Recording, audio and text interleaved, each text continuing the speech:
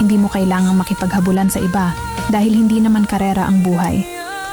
Magkakaiba tayo ng oras, pangarap, at daan na tinatahak. Kaya huwag mong ikumpara ang sarili mo sa tagumpay ng ibang tao. Ang mahalaga ay unti-unti kang umaabante at hindi sumusuko sa buhay. Darating din ang tamang panahon para sa mga pangarap mo. Habang naghihintay, matutong magtiwala sa sarili at pahalagahan ang bawat maliit na hakbang. Hindi paunahan ang laban ng buhay, kundi tibayan ng loob at pananampalataya.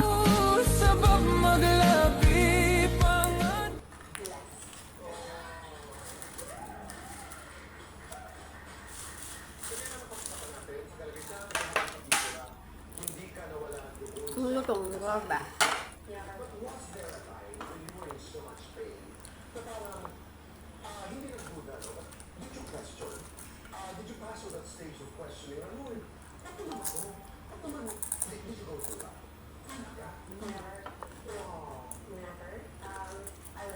Lutong, sarap.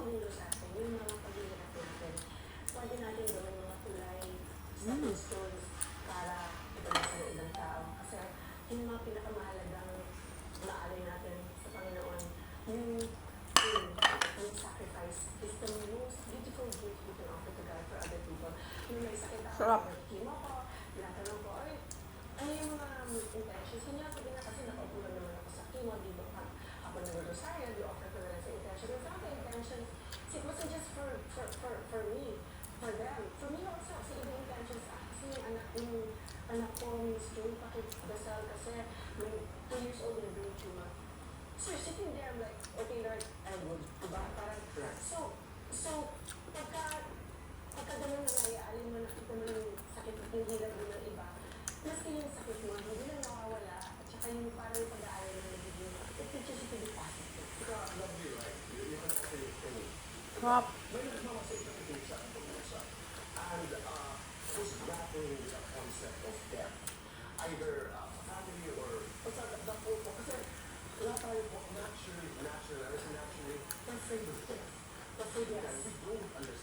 It's a fear of the unknown, right?